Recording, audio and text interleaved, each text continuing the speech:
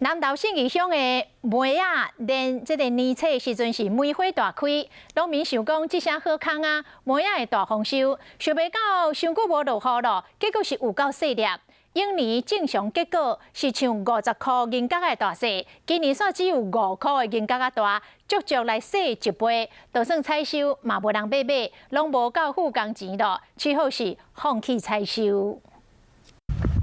提桶啊，伫梅仔园内底买梅仔，农民愈买愈心酸。数量没有少，但是它的大小大小少很多，少很多。这是南投信义乡红叫做梅仔的故乡，所受到科化影响。农民讲，去年的梅仔像50块银角这么大，今年梅仔浇水和5块银角同款大。今年干旱，它又没有水分，榨出来的汁又不多，连梅精人家都不买。梅农真无奈，梅仔伤少，干那挽就要用真侪时间。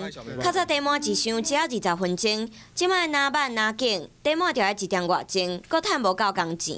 有人买就买，没人买就让它落果了。同款因为伤久无落雨，互影响到的，搁有苗栗公馆的红枣、蚵仔和水稻。它是活的，可是你现在要追肥要什么？其实它整个生产是不到其他的2成啊。所以，我们今年的红枣一般来讲，70%-80%都是来的芽点，非常的短枝。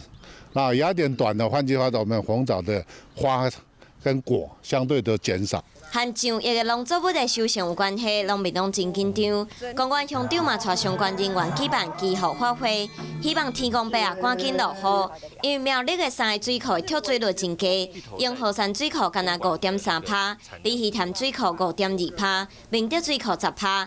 期待梅雨季带来真济雨量，卖互农作物受到科幻损失。